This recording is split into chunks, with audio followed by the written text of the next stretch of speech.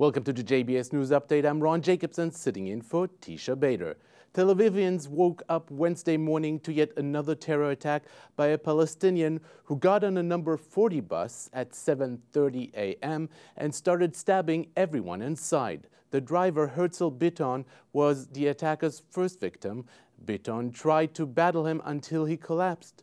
As he regained consciousness briefly, he phoned his best friend Katzis and with a frail voice asked him to take care of his kids if he were not going to make it.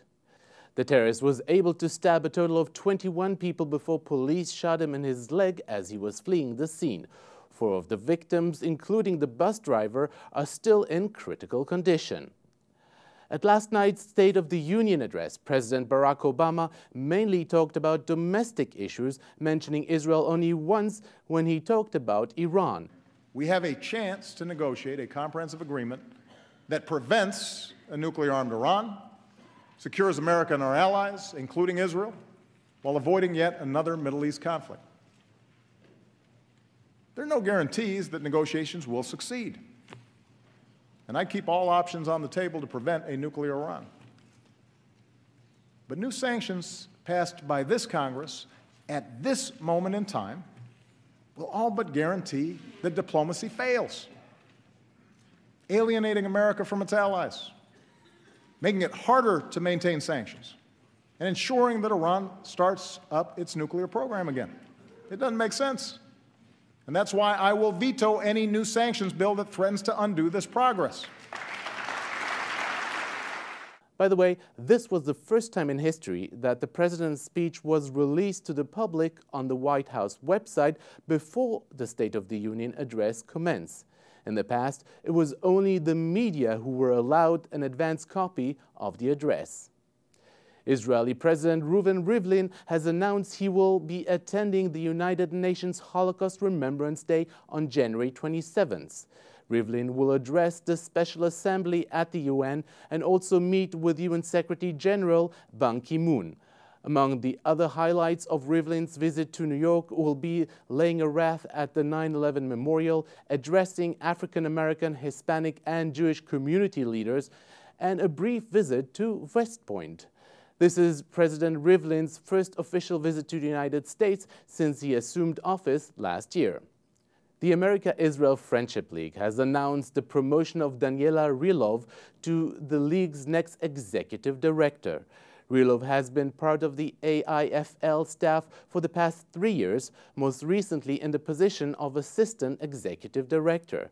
The retired COO of the league, William H. Burr III, has also announced his return to the league in the position of Director of Planning and Communications.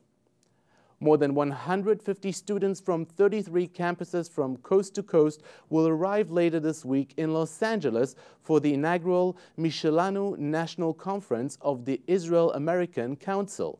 Michelanu is a national campus-based program that strengthens the identity of Israeli-American college students.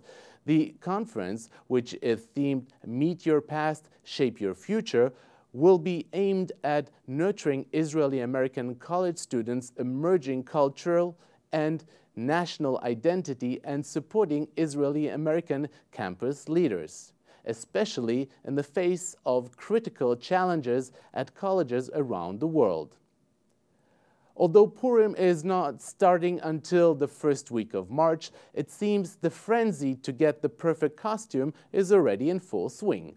According to courier company TNT, the emerging trends of 2015 are the family costumes, which is that the whole family dresses up in the same theme, with the most popular ones for this year being Spider-Man and Star Wars.